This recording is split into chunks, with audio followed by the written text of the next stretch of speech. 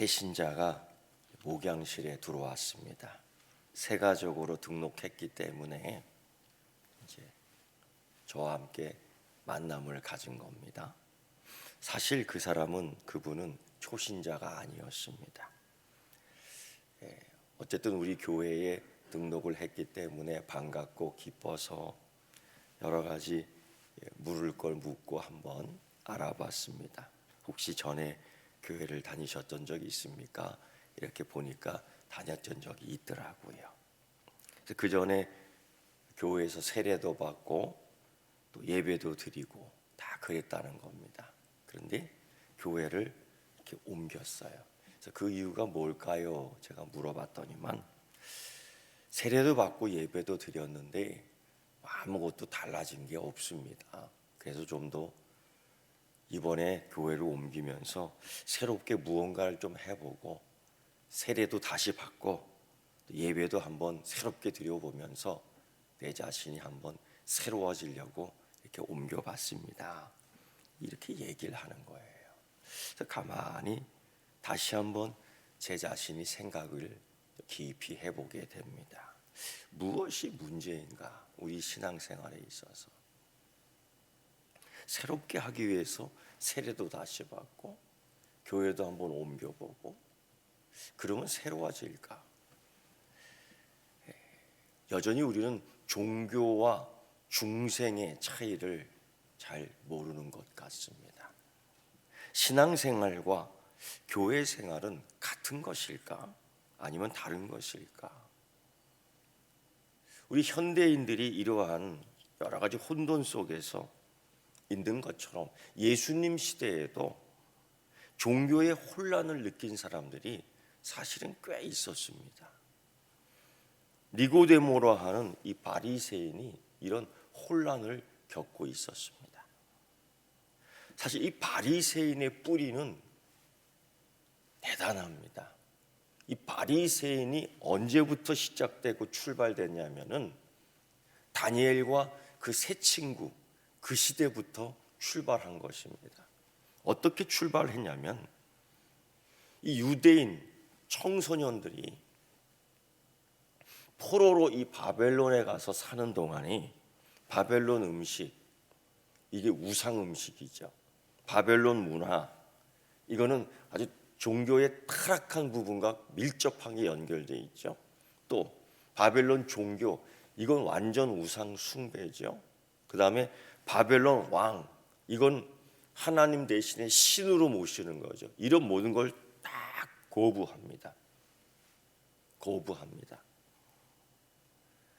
포로로 잡혀왔지만은 저 예루살렘에 있는 그 약속의 땅과 성전을 떠나왔지만 내가 아브라함의 후손, 하나님의 사랑받는 약속의 자녀다.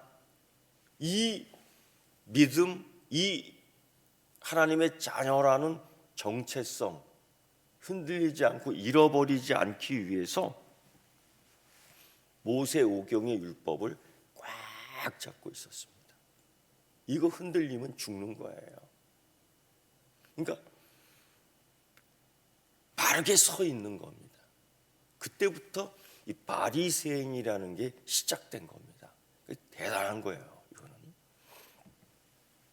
예를 들면 내가 하나님의 자녀라는 걸 분명하게 하기 위해서 이들은 안식일을 목숨과 함께 지켰습니다. 안식일, 그 한 주의 7째 날을 구별하여 거룩하게 지키는 거죠.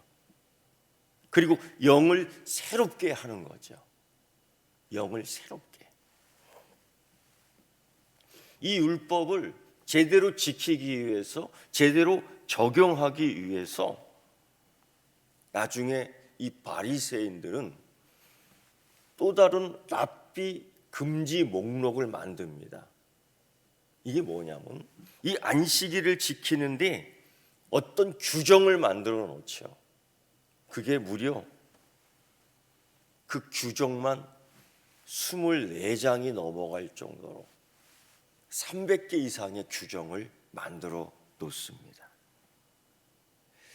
바리새인 이 헌신과 정말 충성스러운 훌륭한 신앙의 역사가 600년 이상 세월이 흐르면서 예수님 당대까지 이게 변질이 됩니다. 본연의 모습과 다르게 변질이 돼요. 어쨌든 그러나 종교인이다라 하면 종교인 만드는 데 있어서 바리새인처럼 전문가들은 없습니다. 종교인 만드는 건 바리새인이 최고예요. 그들은 독실한 종교인 뿐만 아니라 나라의 회복을 꿈꾸는 정치인이기도 했습니다. 그러니까 사람들에게 존경을 받지 않을 수가 없었던 거죠. 이런 사람이 바로 니고데모입니다. 니고데모. 그런데 이 바리새인의 지도자 니고데모가 야음을 틈타 예수님을 보러 옵니다. 만나러 온 거죠. 야음을 틈타 밤에 혼자서 남몰래, 이것은 남의 눈을 상당히 의식했다라는 증거입니다. 이미 자기와 같은 종교 지도자들이 공개적으로 예수님과 맞서다가 체면반 구겼습니다. 그런 일들이 빈번했습니다. 속 동료들이 니고데모를 시키면서 네가 만나고 와서 한번 토론해서 이기고 와라, 아마 그랬을 수도 있고요. 아니면 이 개인적으로 이 종교적 혼란 때문에 이걸 해결하기 위하여 상당히 개인적으로 갈릴리 출신 랍비를 진심으로 보고 싶어서 찾아왔을 수도 있을 겁니다. 아무도 몰라요. 그러나 중요한 것은 니고데모가 야음을 틈타서 혼자서 밤에 왔다라는 겁니다. 당시 이 종교적으로 최고의 지성이었던 니고데모가 예수님을 만나면서 아주 예의를 갖추어 이렇게 얘기합니다. 예수님을 하늘에서 온 랍비다, 최고의 천사지요. 그 증거로 예수님의 표적 사건, 이적 사건들을 이야기하는데, 이거 하늘에서 허락하지 않으면, 하늘에서 오지 않으면 이런 거 이루어질 수 없다라고 단언을 합니다. 비교해 보면 예수님께서 이적을 베풀었을 때 다른 유대인들은 뭐라 그랬느냐? 바알세불, 네가 귀신의 힘을 얻어서 이런 일을 행했다라고 조롱했는데, 예수님도 그때 흥분했는지 성령 모독죄는 사함을 받지 못한다고 그랬습니다. 이런 걸 볼 때에 이거와 비교해 보면 이 니고데모의 예수님 평가는 친절한 평가요, 진심인 평가였던 것 같습니다. 어쨌든 그들과 굉장히 차이가 나요. 예수님이 이 니고데모의 그런 인사를 받고 난 이후에 서로 인사를 주고받아야 되는데 그렇게 하지 않습니다. 대뜸 신학적 명제 하나를 탁 던집니다. 이걸 우리는 화두라고 얘기하죠. 화두. 서로가 이야기할 수 있는 신학적 명제. 그게 뭐냐면 여러분, 거듭남입니다. 거듭남. 우린 이걸 중생이라고도 합니다. 니고데모는 지성인이었기 때문에 예수님과 이 종교적 토론이 가능합니다. 하지만 니고데모는 거듭남이라는 이 개념에 대해서 전혀 익숙하지 못했던 것입니다. 종교적 훈련, 종교적 규칙, 종교적 결집, 이런 거에 익숙해서 바리새인 만들어내는 작업에는 익숙했지요. 그런데 거듭남? 이게 도대체 어디서 나오는 걸까?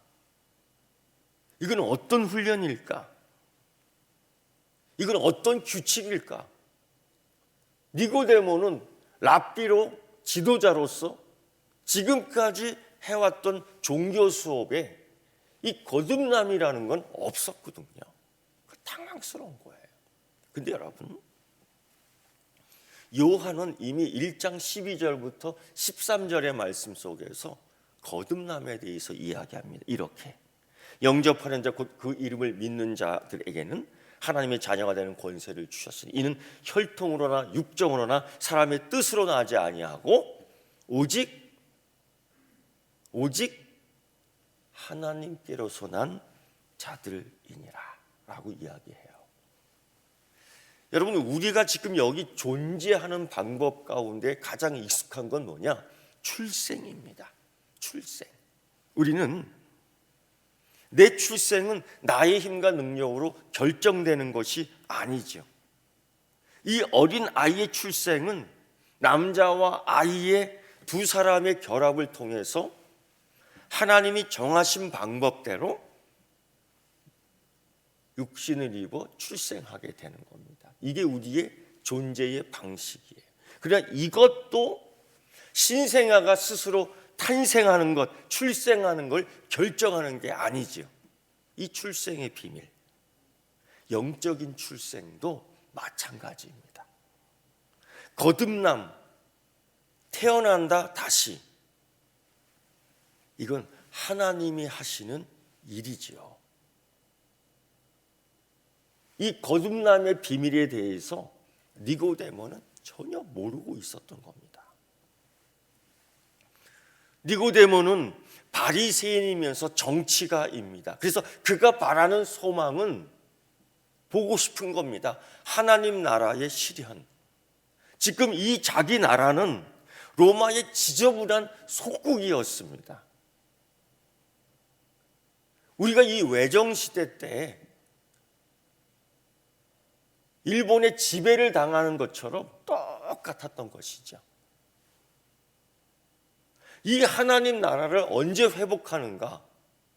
이 바리새인 니고데모는 정치인으로서 하나님 나라를 회복할 수 있는 군사령관, 메시아, 그걸 꿈꾸고 있었습니다. 그걸 보고 싶어 하는 거죠. 하나님 나라를 보고 싶어 하는 겁니다. 그런데 그런 바리새인, 그런 정치 지도자에게 예수님이 뭐라고 말씀하시냐면요, 3장 3절, 사람이 거듭나지 아니하면 하나님 나라를 볼 수 없느니라. 거듭남. 그러니 다 모르고 있는 거예요. 모르는 겁니다. 우리는 하나님 나라의 자녀로서 우리 출생의 비밀을 알고 있습니다. 거듭남. 이건 위로부터 주시는 하나님의 선물입니다. 니고데모는 예수님의 표적 사건, 하늘 위에서부터 주시지 않으면 이런 일이 있을 수 없습니다라고까지도 예수님에게 인사를 하면서 말했지만은 정작 하나님 나라를 볼 수 있는 거듭남에 대해서는 전혀 그렇게 이해하지 못하고 있었던 거예요. 결국 니고데모는 어떻게만 이해하느냐? 그 거듭남을, 그 출생을 땅의 세계, 이 물리적 차원에서 이해하는 것으로밖에 이해를 못해요. 결국 예수님에게 이런 질문을 하죠. 사람이 늙으면 어떻게 날 수 있습니까? 두 번째 모태에 들어갔다가 어떻게 다시 나올 수 있습니까? 이 거듭남에 대한 이해를 이 땅의 물리적 차원에서밖에 이해를 못했던 것입니다. 아브라함의 후손이라고요, 진실한 종교인이라고요, 바리새인으로서 자부하고 살았던 니고데모에게 이 거듭남은 이해할 수가 없었던 겁니다. 신기하지 않습니까? 그런데 예수님께서 이 니고데모의 모르는 질문, 진실한 질문이지요. 여기에 대해 또 한 번 이야기합니다. 사람이 물과 성령으로 나지 아니하면 하나님 나라에 들어갈 수 없느니라. 이제 하나님 나라를 볼 수 없느니라, 하나님 나라에 들어갈 수 없느니라. 이번에는 물과 성령이라고요. 남자와 여자로 출생하는 것이 아니라 거듭남은 물과 성령으로 출생하는 것이다 라고 이야기하는 거예요. 이게 도대체 무슨 얘기인가? 니고데모는요, 랍비입니다. 구약 성경을 거의 외우다시피, 아니 암기하는 선생님입니다. 그래서 물, 영 모를 리 없습니다. 이미 에스겔 선지자 36장 24절 이하에 하나님은 물과 새 영으로 너희를 정결하게 하겠다. 그리고 행하라. 이 말씀을 이미 해주셨습니다. 그런데 이미 이 구약의 랍비들은 물과 영은 생각하지 않고 종교적 규칙과 결례를만 주장하는 행하다에 집중했기 때문에 그것을 통해서 하나님 나라를 보겠다라는 변질된 말씀에 쭉 빠져 있었던 겁니다.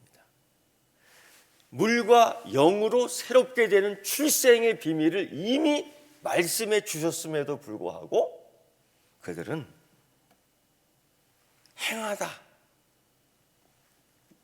종교적 삶의 실천에만 집중했던 것이죠.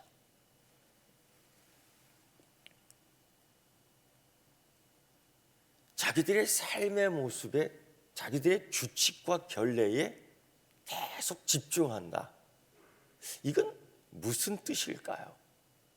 이건 여러분, 출생을 스스로 결정하려는 것이다라는 거예요.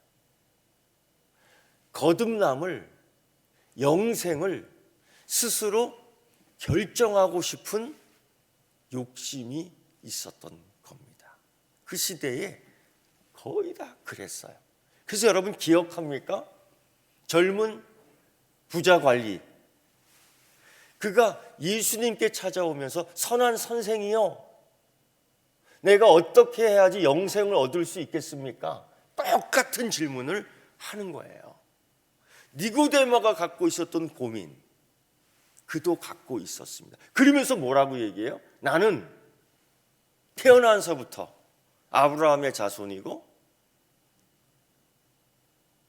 혈통적으로 나는 11조, 구제, 감사, 정결의 예식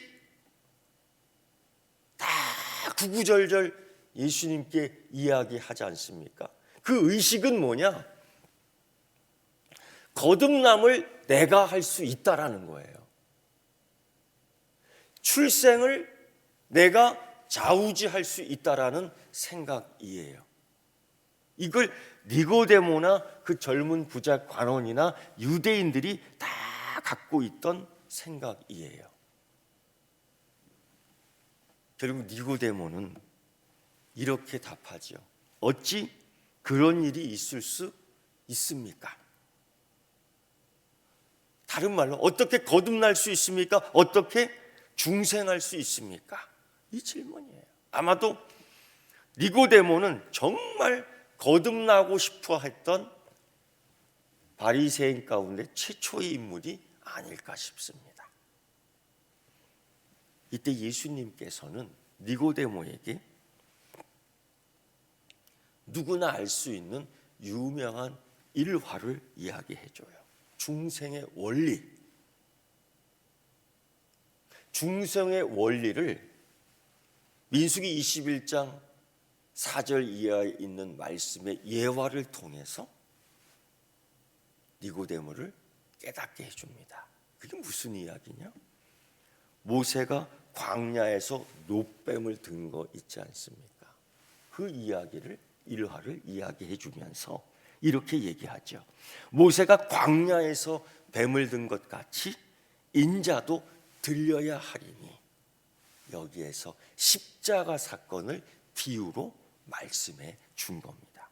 이는 그를 믿는 자마다 영생을 얻게 하여 하심이라. 거듭남에 대해서 십자가와 연결시키는 사건이었던 것이죠. 이스라엘 백성들은 하나님의 기적으로 애굽에서 나오게 됩니다. 노예 생활에서 막 해방된 후였습니다. 지금까지 10가지 재앙, 아니 10가지 은혜 사건이지요. 홍해가 갈라졌습니다. 구름 기둥 받고요, 불 기둥 받습니다. 그런데 그들은 하나님을 불평하고 원망하기 시작했습니다. 결국 하나님을 불신하고 불순종하는 이 백성에게 독사라는 재앙으로 하나님은 징계하기로 작정하셨죠. 이 독사에 물린 온몸에 독이 퍼진 자들이 죽기 시작하는데, 그때에 이 문제를 해결하기 위해서 중보자로 나선 이가 누구냐? 모세입니다. 모세. 그때 하나님께서 제시하지요. 구리뱀, 놋뱀을 만들어서 장대 위에 걸어놓고 누구든지 이 놋뱀을 쳐다보면 독의 효능이 없어질 것이라고 하는 약속을 합니다. 민수기 21장 8절 9절 말씀입니다. 과연 그 방책, 쳐다만 보면은 나을 수 있다? 생명을 살릴 수 있다? 어쨌든 모세는 놋뱀을 만들어 걸어 놓는데, 쳐다본 사람도 있고 안 쳐다본 사람도 있습니다. 결국 죽은 사람도 있고 산 사람도 있었습니다. 이거를 유대인들은 다 알고 있어요. 놋뱀. 그래서 700년 동안 이 놋뱀을 그들이 애지중지 갖고 다니면서 우상화 작업을 했던 것들이 또 이 놋뱀 사건입니다. 그런데 예수님이 이 말씀을 비유로 얘기해 주고 있어요. 백성들을 재앙해서 목숨 건진 것은 그들이 회개를 배웠기 때문이에요. 회개를.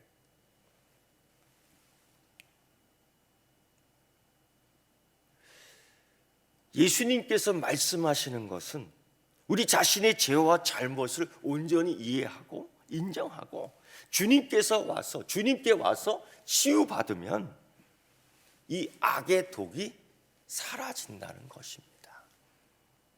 그리고 이스라엘 백성들이 광야에서 이 경험한 일을 비유로 니고데모에게 나중에 예수님이 십자가에 들리실 때 그 얘기를 해준 거죠.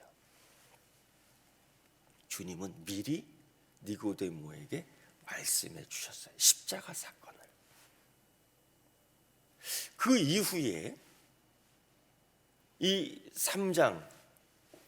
요한복음 3장 이후에 니고데모는 예수님과 공식적이든 비공식적이든 오늘처럼의 이 비밀스러운 만남은 전혀 찾을 수 없었습니다. 과연 그가 진리를 깨달았을까? 여러분, 깨달았을 것 같습니까?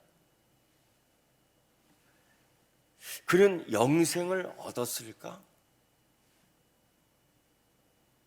예수님이 내가 들려야 한다, 이걸 알고 있었을까?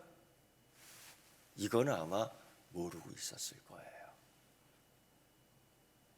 산헤드린 회원들, 바리새인들이 예수님을 그동안 죽이고자 모의했을 때에 니고데모는 그 자리에 있었을까?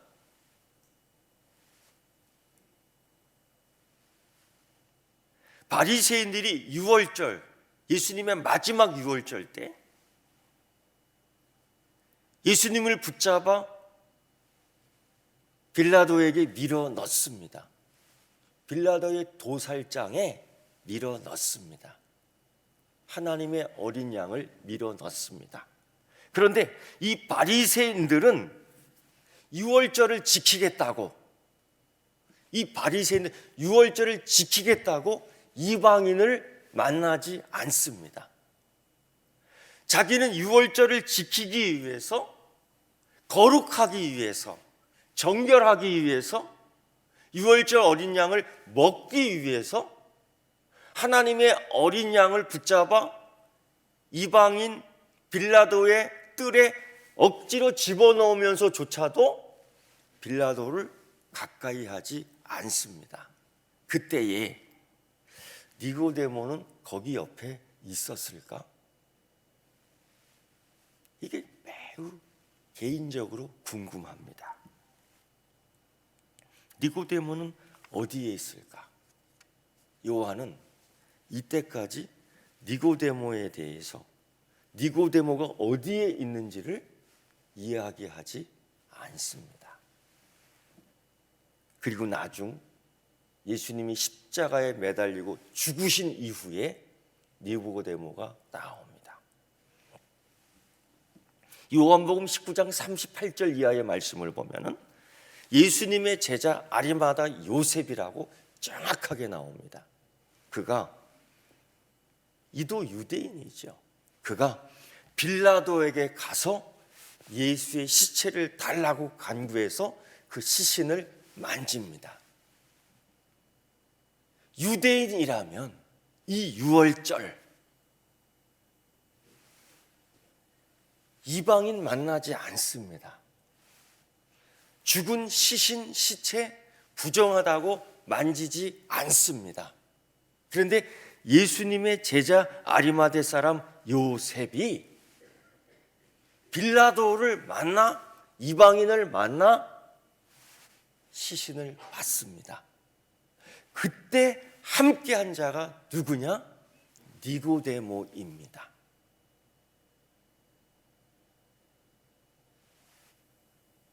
어쩌면 그들은 유대인의 결례대로 부정하기에 그들이 규칙으로 정했던 유월절 행사는 참여하지 못했을 것입니다. 아니, 참여하지 못했습니다. 그러나 이때 니고데모는 진짜 유월절을 참여했지요. 진짜 유월절.